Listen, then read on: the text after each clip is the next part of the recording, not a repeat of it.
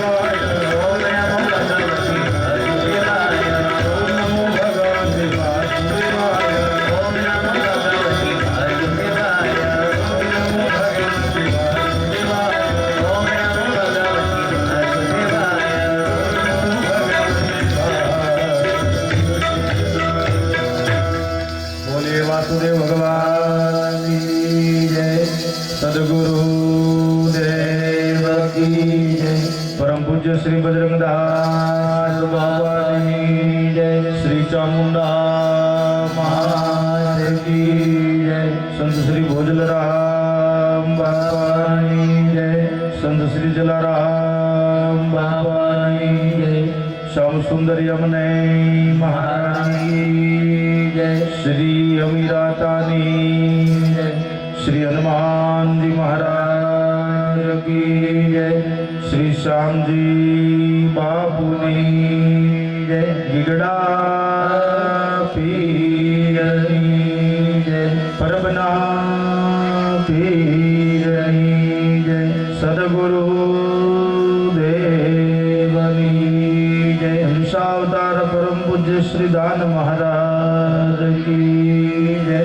श्याम सुंदर भगवान की जय। श्री रामचंद्र भगवान की जय। समस्त पितृ नारायण भगवान की। श्री भागवत भगवान की जय। नमः पार्वती पतये हर हर महादेव।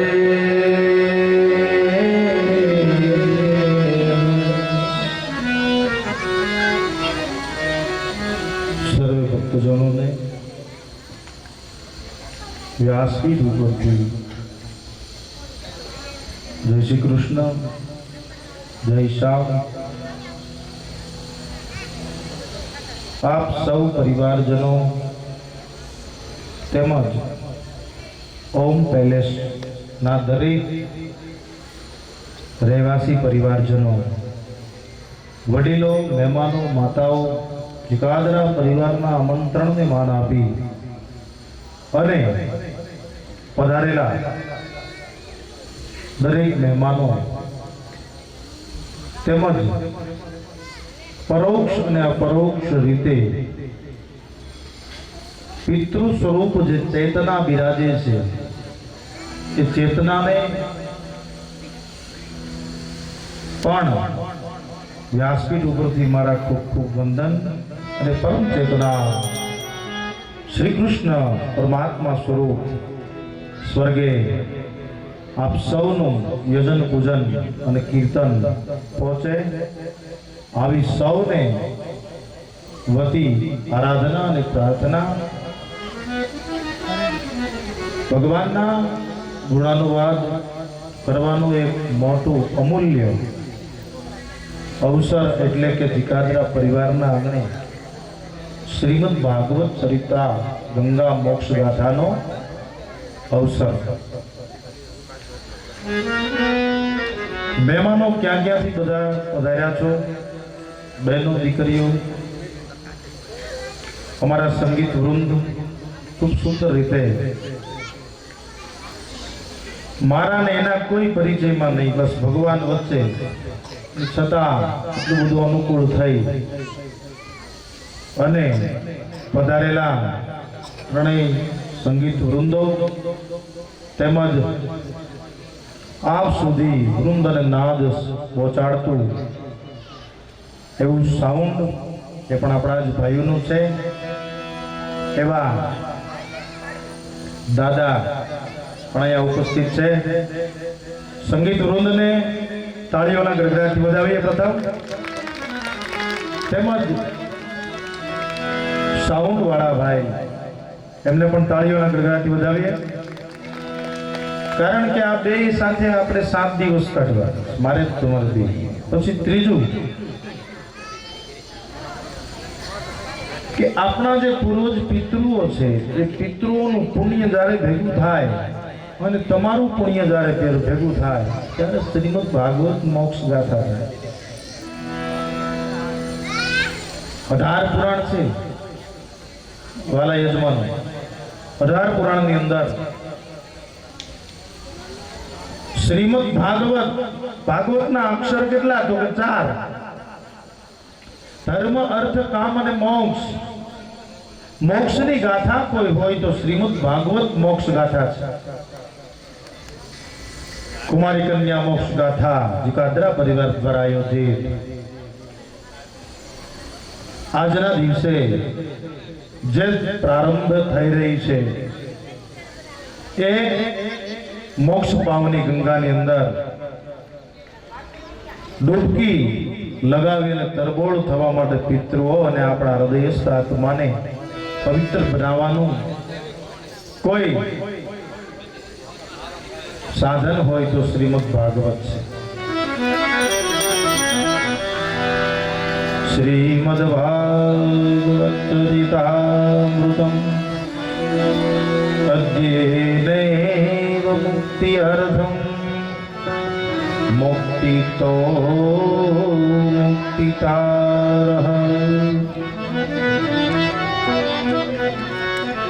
સદા સેવ્યા શ્રીમદ ભાગવતી કથા સદા સેવ્યા શ્રીમદ ભાગવતી કથા સદા સેવ્યા શ્રીમદ ભાગવતી કથા. નિરંતર કોઈ મોક્ષ આપનારું સાધન હોય તો શ્રીમદ ભાગવત છે, એના સિવાય એકેય સાધન મોક્ષ આપનારું નથી. આપણે ત્યાં 18 પુરાણો વેદવ્યાસ મહર્ષિ બાબાએ રચ્યા અને એમાંનો કોઈ મોક્ષનો માર્ગ હોય તો શ્રીમદ ભાગવત ચરિતામૃત. ભાગવત સિવાય તમને ક્યાંય મોક્ષ પ્રાપ્ત થાય મિત્રો. મોક્ષ મેળવવો હોય તો શ્રીમદમ ભાગવતમ મૂલમ કથાયામ યસ્યમ ચરિતાસ્તથા. શ્રીમદ ભાગવત મોક્ષ ગાથા એક જ તમને મોક્ષ આપી શકે, એના સિવાય કોઈ બીજી પાવની ગંગા નથી કે તમને મોક્ષ આપી શકે. જેને આપણે કાનેથી સાંભળીએ અને દેહને પવિત્ર બનાવે આવું કોઈ સાધન હોય. પેલું તો આપણે ગંગાએ જઈએ અને ગંગામાં ડૂબકી લગાવીએ અથવા તો આપણા પિતૃઓની અસ્થિ પધરાવીએ ત્યારે મોક્ષ થાય. પણ તમારા ઘરના આંગણામાંથી રમનારો જે જીવ રજા લઈ ગયો છે ને, એ જીવ મારીને તમારી વચ્ચે ક્યાંક પરિભ્રમણ કરે છે અને પરિભ્રમણ કરનારો જીવ છે ને એ જીવ સાંભળે એવી કોઈ ગાથા હોય એટલે તમારા આંગણામાં પધારેલી શ્રીમદ ભાગવત ગંગા છે. વડીલો, ગંગાએ તો આપણે સ્નાન કરવા જવું પડે અને આપણા આંગણામાં આપણા પિતૃઓને કોઈ તરબોળ કરાવીએ એવી કોઈ ગાથા હોય તો શ્રીમદ મોક્ષ ગાથા એટલે કે શ્રીમદ ભાગવત છે. શ્રીમદ ભાગવત 12 સ્કંદોમાં વહેંચાયેલી છે. ભગવાનનું જમણું અંગ છે એ પ્રથમ સ્કંદ છે. પરમાત્માનું ડાબું અંગ છે શ્રીનાથજી બાબાનું એ ભગવાનનો બીજો સ્કંદ છે. ભગવાનનું હૃદય છે એ ત્રીજો સ્કંદ છે. ભગવાનનું મુખાકૃતિ એટલે કે મુખનું અવલોકન છે એ ચોથો સ્કંદ છે. ભગવાનનું 5મું મુખવંદ છે એ 5મો સ્કંદ એ ભગવાનની આધાર લીલા છે. અને છઠ્ઠો સ્કંદ એ છઠ્ઠા સ્કંદમાં પરમાત્માનું દિવ્ય મનોહર સ્વરૂપ મનમોહક સ્વરૂપ બતાવે છે. અને 7મો સ્કંદ છે એ 7મો સ્કંદ પરમાત્મા શ્રી હરિનું મધ્ય હૃદયસ્થ ભાગ છે. 8મો સ્કંદ છે એ પરમાત્માનો હૃદયના ગજ્જા અને હાથ ડાબો અને જમણો પગ છે. અને ભગવાનનો 9મો સ્કંદ એ 9મો સ્કંદ પરમાત્માનું ઢીંચણ છે.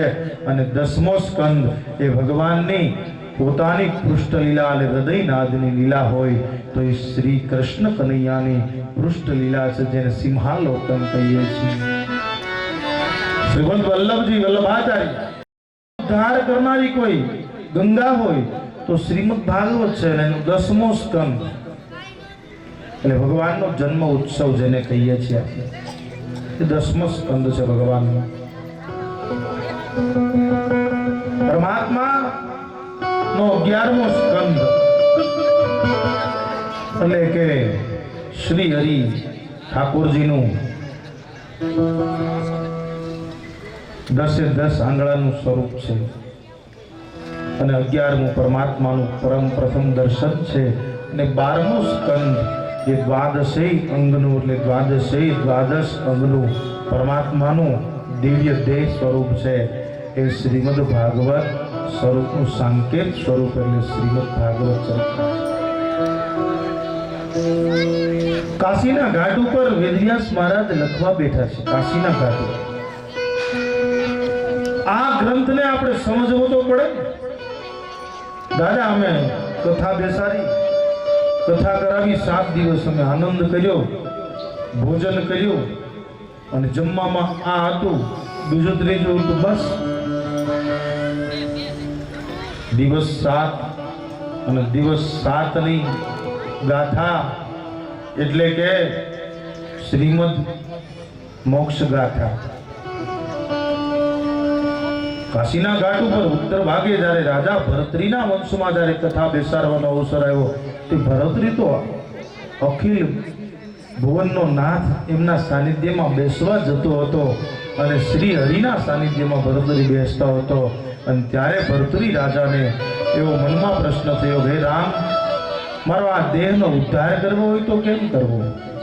અને જ્યારે ભગવાન અયોધ્યાપતિ રામ એને કહે છે કે ઉદ્ધાર માટે તો કૃષ્ણની ચરિતા સાંભળો તો જ આપણો ઉદ્ધાર થઈ શકે. બાબા, બીજો કોઈ ઉદ્ધાર કરનારો ગ્રંથ નથી. અને જ્યારે કાશીના ઘાટ ઉપર પ્રારંભ કર્યો છે. હે રાજા ભરતરી, હે સાંભળે ને રૂડિયા ગીતાને જો,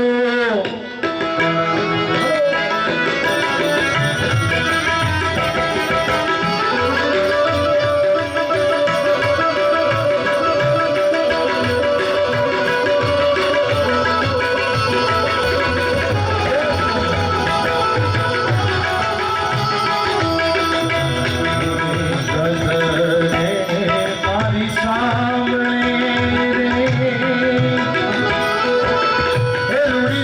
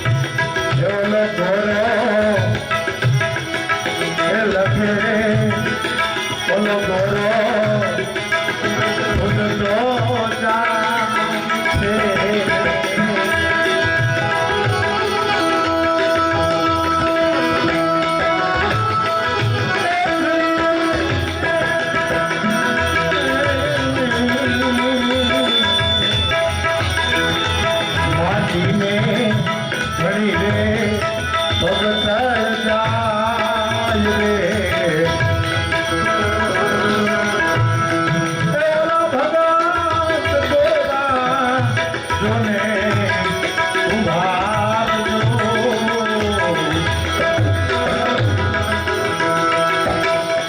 એ લેલે ભરતની,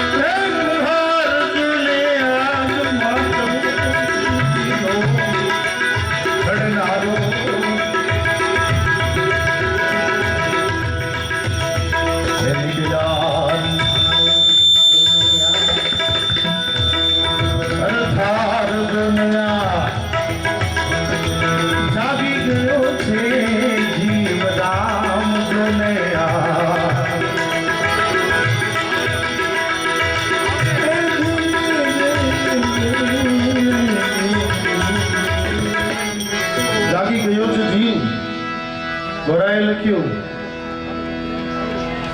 કાશીના એક પંડિત લખનાર છે આ ભજન.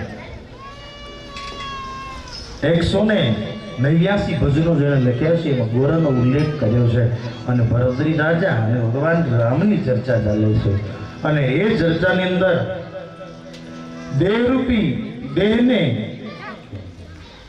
પમાડવા માટેનું કોઈ તત્વ હોય તો મોક્ષ માટે એક જ ગ્રંથ એ શ્રીમદ ભાગવત મોક્ષ ગાથા એક જ થી મોક્ષ થઈ શકે, બાકી કોઈ પુરાણ ઉદ્ધાર ન કરી શકે.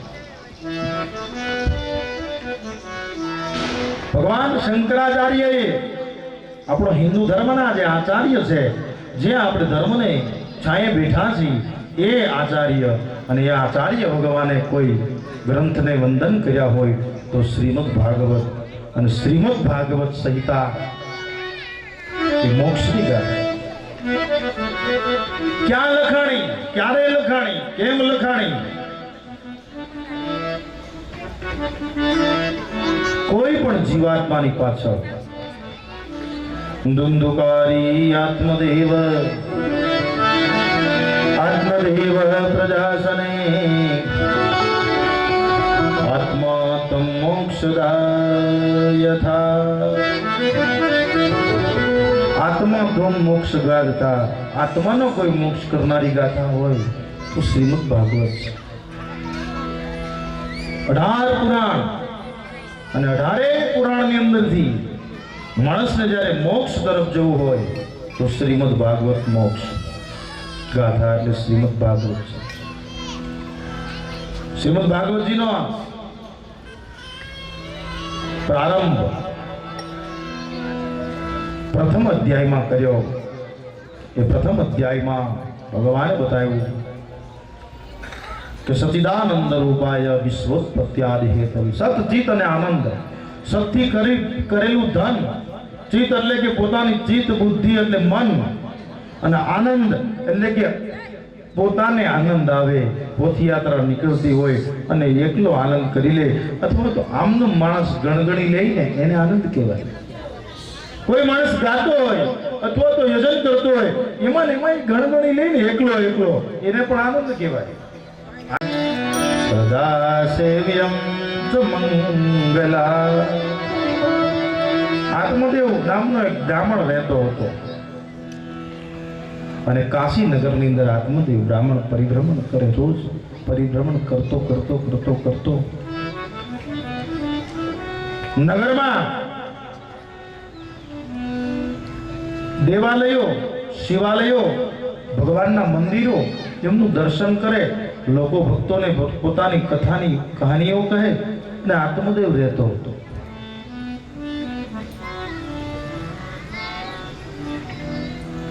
એમને ત્યાં આત્મદેવ બ્રાહ્મણ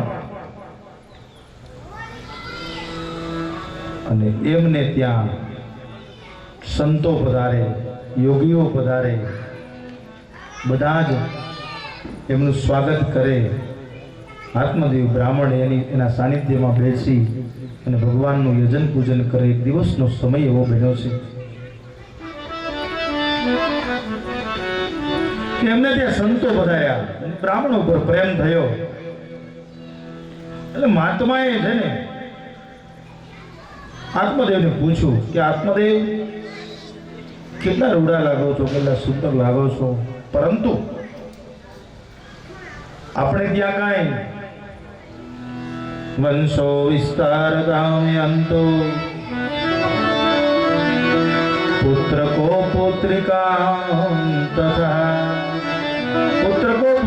તથા દીકરો કે દીકરી કઈ સંતાન ખરું? આત્મદેવ બ્રાહ્મણ બાયકમાંથી આંસુ પડી ગયા છે. નિરંતરો માત્રો સંત કૃપાચ કેવલમ. મહાપુરુષને વંદન કરીને કહે છે, પ્રભુ આપને આગળ તો મારું બધું અંધકાર થઈ ગયું. પ્રભુ આપે મારું હૃદયને વાંચી લીધું. આત્મદેવ કહે, બ્રાહ્મણ દેવતા, આપણે ત્યાં કોઈ સંતાન નથી અને મને આપના ઉપર એવો પ્રેમ લાગ્યો છે, આપના ઉપર એટલી બધી પ્રેમ અને લાગણી ઉભરાણી છે કે મારે આપને ફળ આપવું. અમે અયોધ્યા કે કાશી કે આનંદ પટ ઉપર ગયા હતા, ત્યાંથી એક ફળ આવ્યા છીએ અને એ ફળ છે એ નિજાનંદી અમર ફળ છે અને એ ફળ બ્રાહ્મણ દેવતા આપને આપવું. નિગમ કલ્પતરો ગલિતમ ફલમ યક્ષરાશ્રમ દ્રાક્ષમૂલા. દ્રાક્ષમૂલ ગંગાના ઘાટ ઉપર ઉગનારી, ઠંડા પ્રદેશમાંથી ઉગનારી દ્રાક્ષના વેલામાંથી કોઈ દ્રાક્ષમૂલમ એ મૂળ લઈ અને એમાંથી જે ફળ ઉગે છે એ ફળ આપ્યું છે. એને બી નથી, બી વગરનું ફળ છે. બી વગરનું ફળ આપ્યું છે, મુઠ્ઠી ભરીને આપ્યું. એમાંથી એક છે ને અમરત્વ ફળ હતું. એ અમરત્વ ફળ રાખી અને પોતાના ઘરે ગયો છે બ્રાહ્મણ. પોતાની પત્ની ને આપ્યું છે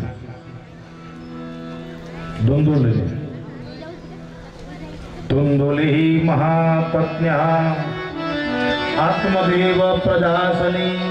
આત્મદેવ પ્રજાસની આત્મદેવ બ્રાહ્મણની પત્ની છે, પ્રજાસની, એટલે એને પ્રજોત ઉત્પન્ન કરનારી સ્ત્રી છે. કે દેવી, તમને જો પ્રજાસની આવે કે તમે જો આ ફળ ખાઓ અને તમે એવો સંકલ્પ કરો કે જો આવું ફળ આત્મદેવ ખાઓ મારે ત્યાં બાળક જન્મે, યથા યોગ્ય તથા ગુરુ, તો યથા યોગ્ય છે, બાકી યથા યોગ્ય કઈ છે ને. એને ફળ આપ્યું. ધોંધોલી વિચાર કરવા લાગી કે મારે ક્યાં ખાવું, ના 9 મહિનાની ઉપાધિ કરવી, પીડા કરવી. અને એ બધી એની બેનપણીઓ, એ નબળી બધી બેનપણીઓ હતી, એ કુમાર્ગી હતી, કુસંગી કઈ હે. મદિરા પાને ગયો દાસ્યમ, મદિરા પાને ગયો દાસ્યમ મદમ તૈસાન તુલ્યયમ પ્રાંગ મુખમ ચ વર્ષાણી માયા કાયા વિવર્જિતા યસ્તોતમ મેદ મુખાર્કૃત. મહાત્માની કથા બતાવી છે. માયા અને કાયા, રોજ માયામાં કાયામાં પડનારી સ્ત્રીઓ સાથે બેસતી હતી. મદિરા ખાનારા પીનારા લોકો સાથે બેસતી હતી. એને કઈ બુદ્ધિ એવી આવે કે સદબુદ્ધિ. આત્મદેવ બ્રાહ્મણ તો નિર્દોષ બ્રાહ્મણ છે. બ્રાહ્મણને તો મનમાં એમ થયું કે સંતોનું ફળ છે, યોગ્ય લાગી જશે, આપણે ત્યાં સંતાન થશે અને વંશનો વેલો આગળ ચાલશે અને મારો વંશ રહેશે એટલે શાસ્ત્ર રહેશે, શાસ્ત્ર રહેશે તો મારી હિન્દુ સંસ્કૃતિ બચી જશે. વડીલો જોજો, અમે અયોધ્યા કથા કરવા માટે ગયેલા. અયોધ્યાની અંદર અયોધ્યાના સાધુ સંતોની કથા. 98માં મારી 13 વર્ષની ઉંમર. અને ત્યારે અખંડાનંદજી મહારાજ આજે હજી હાજર છે, એના આશ્રમમાં અમારે કથા કરવાની થઈ. અને ભાગવતજી ઉપર, ભાગવતજીની ગ્રંથની કથા. ત્યાં એના ચરિતાર્થ ગ્રંથોનું પાલન કરનારું એ અખંડાનંદજી મહારાજે કીધું, અહીંયા અસંખ્ય ચેતનાઓ ફર્યા કરે છે, પણ એ ચેતનાઓ એવી છે કે સંતતિ પ્રજોત્પત્તિ. આત્મદેવ બ્રાહ્મણ ને શ્રદ્ધા હતી કે રોજ ગંગામાં સ્નાન કરવું. પુણ્ય પણ હતું. તમારું પુણ્ય હોય, તમને ખબર હોય, તમારો આત્મ એટલે કે આત્મદેવ બ્રાહ્મણ એટલે કે તમારા અંદર રહેનારો જે પરમ પરમાત્મા છે તે, એને બ્રહ્મ બ્રાહ્મણ કીધો છે. તમારું પુણ્ય કર્મ હોય ને, તમને શ્રદ્ધા હોય, અને શ્રદ્ધા વિશ્વાસ રૂપીનો, અને શ્રદ્ધા દ્વારા આત્મદેવને ત્યાં સંતાન થશે. પણ ધુંધુકારી નામ જ એવું છે ને, ધુંધુળી. ધુંધુળી આત્મસના દેહા નામ જ એવું છે. એ પત્નીનું નામ જોતા જ આપને ખબર પડી જાય કે આમાં કઈ કાઢી લેવાનું છે નહીં. એમાં ધુંધુ તુરંત પોતાની બેનપણીઓ પાસે ગઈ અને બેનપણીઓ પાસે જઈ અને બેઠી કે ભાઈ મારા પતિ છે ને ફળ લાવ્યા છે, ફળ તમે ખાઈ જાવ ને. બેનપણીઓને કીધું, અરે ભાગ્યંચ દેહિસ્તુ ભાગ્યમ તો નિર્જિતમ તથા નિર્જન્નો માન્યમન્યથા અન્યદોન્યત્ર તત્રમ સેવ્યમ સદાહમ ચ મંગલમ મંગલાત ભવત મંગલમ અમંગલાત ભવત. અમંગલાત ભવત, તારું અમંગળ વાત જ ધૂંધું લીધું. કોઈ બેનપણી એવી નબળી સલાહ આપી. વડીલો, એક નારી ધારે ને તો નારાયણી બની જાય. એવું નથી સાંભળ્યું, ઓછું સાંભળ્યું છે આપ સૌએ કે કુંવારી દીકરીની પાછળ શ્રીમદ ભગવત મોક્ષ ગાથા એ ચરિતા થાય. બહુ મેં ઓછું સાંભળ્યું છે. દીકરી જો ધારે કે નારી જો ધારે તો માણસને તારી દે, નહીં તો માણસને ટાળી દે. વાલા અમૃત્યમ દેહાંત દેહાંત સર્ગદા ન કરવાનું કરી બેસે તો શું થાય? કથાના સંદર્ભમાં હું આપ સૌને કહું છું. બીનાબેન જીવી જાણી ગણાય, આ દીકરી જીવી જાણી ગણાય કે આ જીગાદરા પરિવારના ઉકાભાઈને તુરંત આવો સદ વિચાર આપ્યો. ભલા આ કાંઈ નાની હુની વાત નથી કે આ ભાગવત ચરિતાને આપણે બેસાડી શકીએ, કરી શકીએ. આ દીકરીનું મોટું કર્મ છે કે એમને તમને 1 વર્ષમાં તો ભાગવત સુધી પહોંચાડી દીધા. આ ગયા પછીનો આત્મા કેવો હશે કે એની 72 પેઢીઓ પણ તરી ગઈ. હે સહસ્ત્રાણી સહસ્ત્રાણામ લોકમ ભાગમયાદમ ભવે.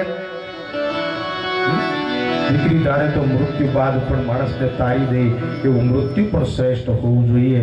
આ મૃત્યુ પણ શ્રેષ્ઠ બન્યું છે. વડીલો, મારી આપ સૌને વિનંતી છે ને આત્મદેવ અને ધુંધુકારીના સંદર્ભમાં હું આપ સૌને કથા કહું તો મા બાપ અને પતિને કોઈ દિવસ છેતરશો નહીં. મા બાપ અને પતિને કોઈ દિવસ છેતરશો નહીં. અને એક કોઈ દિવસ પિતાને નહીં છેતરો, કારણ કે પિતા તો નિર્દોષ આત્મા છે. ભાઈ અને પિતા વડીલો નિર્દોષ આત્મા છે, એની ભૂમિકા છે. ભાગવતનો પ્રારંભ એટલે આત્મદેવ, ધુંધુકારી અને ધુંધુલી આ ત્રણનો ઇતિહાસની કથા છે. આપ સૌ બધા ખૂબ કથા પ્રારંભની સાંભળી હોય, અલગ અલગ બાબતોથી વક્તાઓ પોતાના વ્યાસાસનથી રજૂ કરતા હોય છે. અહીંયા ભરતુરી રાજાએ પણ વિચાર કરી દીધો ગંગાના ઘાટ ઉપર કે હવે કરવું શું, મન અશુદ્ધ થતું જાય છે. અને તે રામે એને માર્ગ આપ્યો કે ભાગવતના સહારે વ્યા જજો, હું તો જીવવા માટે આવ્યો છું. ભરતુરી, હું તો જીવવા માટે આવ્યો છું. અને ત્યારે ગોરાને લખવું પડે છે. અને આ બાજુ આત્મદેવ બ્રાહ્મણનું ફળ છે એ પોતાની પત્નીએ પોતાની બેનપણીઓને આપી દીધું. અને બેનપણીઓ નબળા વિચારની હતી. એ નબળા વિચારની બેનપણીઓએ, એમાં કોઈ ડાપણવાળી સ્ત્રી હતી, એ ડાપણવાળી સ્ત્રીએ કીધું કે વાહ ભાઈ, આ ફળ તો બહુ અમૃત જેવું છે. એ ફળ પોતે પોતાની બેનપણી ખાઈ ગઈ. સમય ગયો અને દિવસો વીતવા ગયા અને પોતાના સમયના અંતરાય કરી અને એમના ત્યાં દિવસો પછી દિવસો વીત્યા અને સુંદર ગર્ભ રહ્યો છે. ગર્ભરત્નાવલિમ દેહે રત્નદેહો ન સર્ગિદાહ. નગરમાં એક દાસીને ત્યાં, ઝુંબક નામની દાસી, એમને ત્યાં ગાય છે. અને એણે એ ફળને લઈ અને વળી પાછું મુખમાંથી કાઢી અને ન વિચાર કર્યો કે મારે 9 મહિના આ બધું કરવું ને માથાકૂટ કરવી. એને કદાચ વળી પાછું મુખમાંથી કાઢીને સાનમની પોતાના આંગણામાં ગા બાંધી હતી ને, એ ગાને આપી દીધું. કહું યશ્ચાનમ ભોજને. ગાના મુખમાં ગયું અને ગા તો ભોજન કરી ગયું. આંગણામાં બાંધેલી ગા. અને એ ગા હજી પણ તમે ધર્મરાજાનું ઉજવણું કરો ત્યારે એમાં આવે 4 વિભાગ પાડવાના. આજની બહેનો હજી પણ એ 4 વિભાગ પાડે છે. સુખડીના 4 વિભાગ કરવાના. એક ગાયના ગોવાળને દેવો, એક બ્રાહ્મણને દેવો, એક રમતા બાળકને આપવાનો. ઇતિહાસ જોજો, મૂળથી છેક ભાગવત સુધી એના કાંઈક ને કાંઈક છેડા ભેગા થાય. આમનમ લાઈટ કે આમનમ ફોક્સ નો થાય વાલા. અત્રોદમ ચરિતાંતરા શ્રીમદ ભાગવત પ્રથમ સ્કંદ માત્મયની કથા બતાવે. માત્મયો દુર્જનમ દુર્જહ દુર્જનમ દુર્જગવશ્ચ ગવવંશમ તવિસ્તરાહ. આ ગાયનો વંશ છે ને વિસ્તાર થવાનો. ગાયને ત્યાં સમય ગયો અને ગાયને ત્યાં વાછરું જન્મ્યું છે.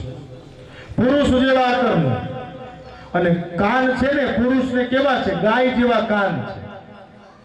બ્રાહ્મણ આત્મદેવને બોલાવ્યો અને બ્રાહ્મણે જોયું, દર્શન કર્યું. ઓહો, આત્મા તમ ગિરિજામતી સહજરા. ગિરિજામતી કોઈ મહાપુરુષે મને આપેલું ફળ છે, કોઈ શંકાને સ્થાન નથી. આહા કામધેનુ સમુત્પન્નાહ.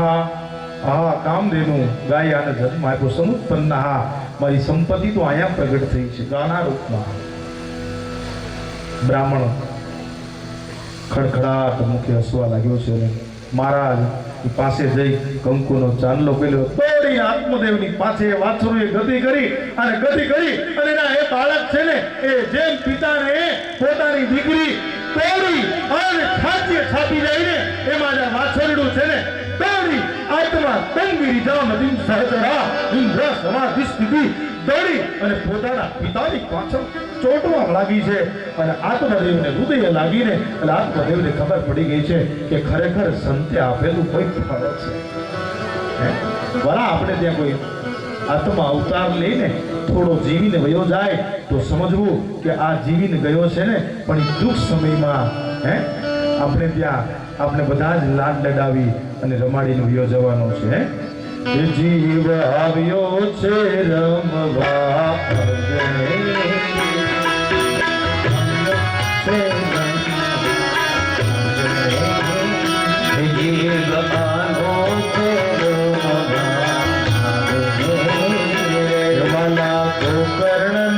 આત્મદેવ આવ્યા રે વાલા ગોકર્ણને આત્મદેવ આવ્યા રે ગાયોના ધણ વેલા છૂટિયા રે વાલા ગાયોના ધણ વેલા છૂટિયા રે આ માનવને દોડી દોડી વાસડા રે માનવને દોડી દોડી વાછરુને કોના છે છોડું કોના છે વાછરુને કોના છે છોડું કોના છે વાછરુને કોના છે છોડું કોના છે વાછરુને કોના છે છોડું આત્મદેવ બ્રાહ્મણ વાલા આવ્યા આત્મદેવ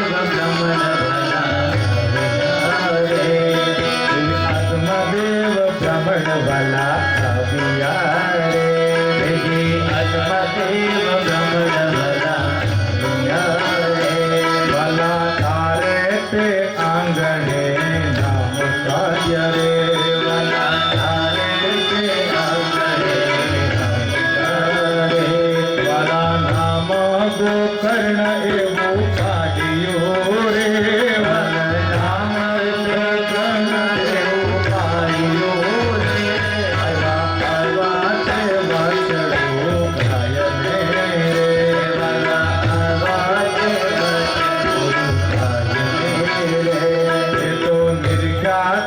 પુરુષ જેવા નર જોને એવા નિર્ભા છે પુરુષ જેવા એવા નિર્ભા છે પુરુષ જેવા નિર્ખ્યા છે પુરુષ જેવા નર જો કેવા એને નિરખી લીધા છે પુરુષ જેવા નર અને તુરંત આત્મદેવને ખબર પડી ગઈ છે મને આપેલું સંતનું ફળ છે અને આત્મદેવ બ્રાહ્મણ અને નામ પાડે છે. બોલીએ શ્રી ગોકર્ણ મહારાજ કી જય. ગોકર્ણ મહારાજ નામ પાડવામાં મહાન જ્ઞાની થયા છે ગોકર્ણ મહારાજ અને જે પોતાને ત્યાં જન્મ એક થયો એ અફળિત તથા જે નારીને બાળક જન્મો એનું નામ પડ્યું છે ધુંધુકારી. એ ધુંધુકારી પડ્યો છે એ મહાન પ્રેત થયો છે. પ્રેત થઈ અને દુઃખી થનારો આત્મા હતો અને એ પ્રેતને મોક્ષના માર્ગે વાળવા માટે આત્મદેવ મોટો થતો જાય વાછડા જેવો છે. પોતાના આ કાન છે એ વાછડા જેવા છે, પોતાની બુદ્ધિ છે એ ગાય જેવી છે અને શ્રેષ્ઠ લક્ષ્મી જેવી સરસ્વતી રૂપી બુદ્ધિ છે.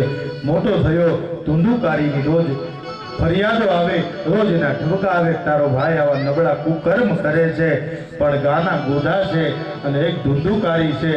એક જેમ કહેવાય છે આપણે ત્યાં ભજનિકો ગાય છે કે એક ધોબીને ઘાટ અને એક શંકરને ત્યાં કોઠીઓ થઈને પૂજાય. વિચાર આપણે એ કરીએ કે આ બધું જ શા માટે?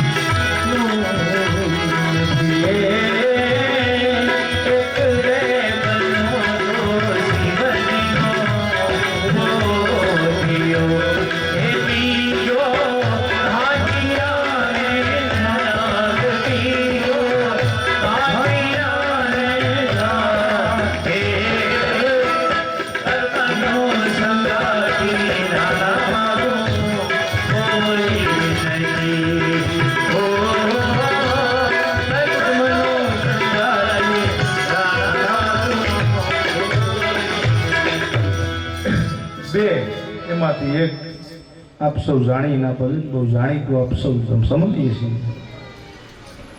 કર્મના ઉપર આધાર છે અહીંયા આત્મદેવ અને ધુંધુકારી છે કાશીડાની જેમ હેરાન થાય છે, પરેશાન થાય છે અને અંતે મૃત્યુ પામ્યો અને અધોગતિને પામ્યો. પછી આત્મદેવને કહ્યું છે કે બધા લોકોએ કે આત્મદેવ તારા ભાઈની પાછળ હવે મૃત્યુ પામી જશે તો કંઈક તેને તું દોડાવ ને, તો અંતકાળ આવ્યોથી ભાગવત સંભળાવ ને. ત્યારે પ્રેત બન્યો, મૃત્યુ પછી પણ પ્રેત બની ગયો અને 7 ગાંઠવાળો જે વાસ હતો એ વાસની અંદર એને સ્થાન મળ્યું. અને આત્મદેવ બ્રાહ્મણે અને ગોકર્ણ મહારાજ એમનો પુત્ર હતો. ઈશારાની અંદર શ્રીમદ ભાગવત કરી અને શ્રીમદ ભાગવત દ્વારા અધોગતિને પામનારા પ્રેતને મોક્ષ પમાડ્યો છે. બોલો શ્રી ગોકર્ણજી મહારાજ કી જય, કૃષ્ણ કનૈયા કી જય. આરતી માટે યજમાન પરિવાર આવી જાઓ.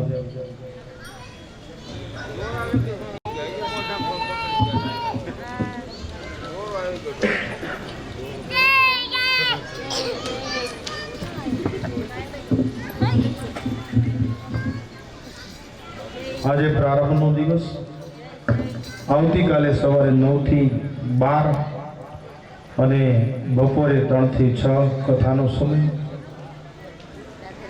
આજે આપણે ત્યાં પોથીયાત્રાના ઉત્સવો હતા, સ્થાપિત દેવોનું પૂજન. યજમાન પરિવાર આવી જાય એટલે ઠાકોરજીની આરતી માટે દિલીપભાઈ, ભાઈ શ્રી ઉકાભાઈ તેમજ જીકાદરા પરિવાર ભગવાનની આરતી માટે ત્યાં નીચે જ ઊભા રહેવાનું યજમાન પરિવાર રહે એટલે સુંદર રીતે આરતીનું કાર્ય.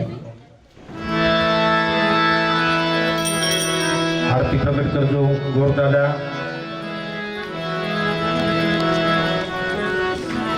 રીમરત્ને ઈશ્વરી દેવી એમાં આનંદ દાદા પાસે લઈ રીમરત્ને ઈશ્વરી દેવી એમાં. હાલો ભાઈ દીપકભાઈ ક્યાં છે? મનીષ, દીપકના ઘરેથી બેન આરતી કરવા માટે આવી જાઓ. છેડાછેડી નાખી દો ગળામાં ગોર મહારાજ.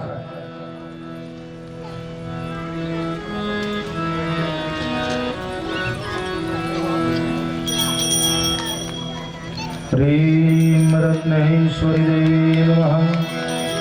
રીમ જ્વાલામાલિની નમઃ સંભૂજ્યમ. ઓમ ફટ સ્વાહા પિતૃવે નમઃ. પિતૃગાથારાર્તિકમ કૃત્વા. બોલો કૃષ્ણ કનૈયા લાલ કી જય. દીપક આવી જાય, બેન આવી જાઓ.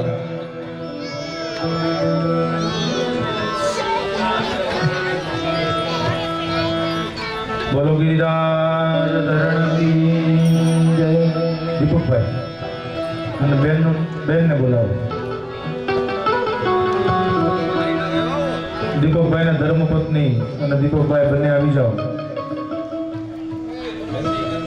મનીષભાઈ આવી જાય.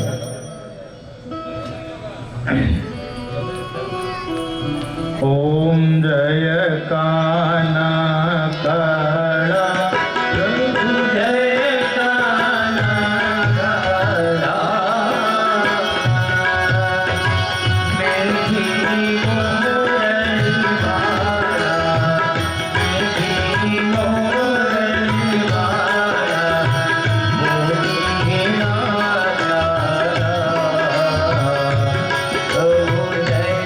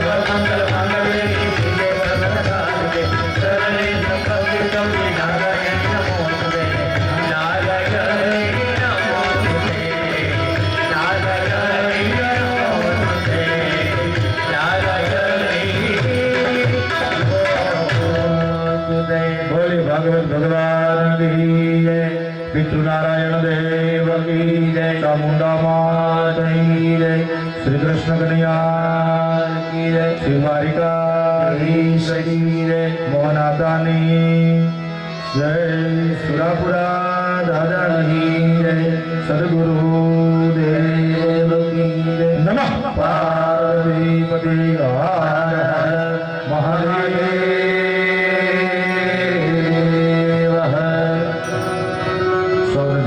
આવતીકાલે આજે તમારો 1 કલાક વધારે સમય લીધો છે. આવતીકાલે 9 વાગ્યે આપણી કથા શરૂ થશે અને 12 કલાકે વિરામ લેશે અને કાલે સાંજે સંતવાણી કાર્યક્રમ રાખેલ છે. તો સૌ ભક્તજનો સંતવાણી કાર્યક્રમનો પણ લાભ લેજો. પવિત્ર ખુલતા દિવસો છે. ભગવાનને મંત્ર પુષ્પાંજલિ આપો. જગને જગને ભગવાનની પિતૃ આગળના પિતૃના ફોટા કરે. પિતૃ દેવતાભ્યો નમઃ ચરણ કમલિયો મંત્ર પુષ્પાંજલિ સમર્પયામિ. બે હાથ જોડી ભગવાનને પ્રાર્થના કરો. નમઃ શિવાય શંભ સદા શિવાય નમઃ. ઓમ નમો ભગવતે વાસુદેવાય નમઃ. ઓમ નમો ભગવતે પિતૃવે નમઃ. નમસ્કારા નમસ્કરોમિ. પરિવાર ઉપર આવી જાઓ પ્રદક્ષિણા ફરવા માટે.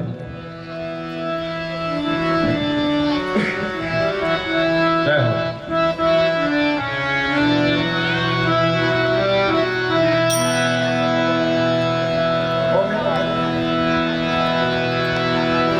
ઓમ નમો ભગવતી વાસુદેવાય.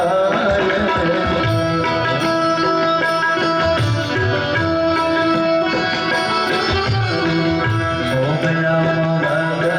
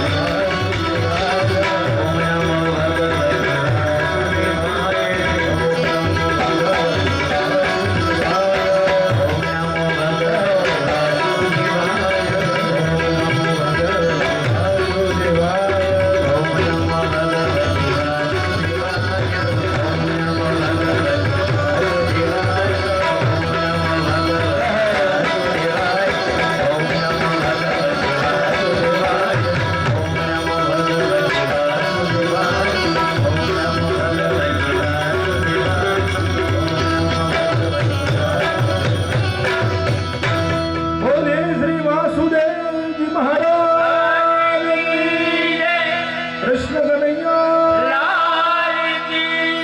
ભાગવત ભગવાન નમઃ પાર્વતી હર હર મહાદેવ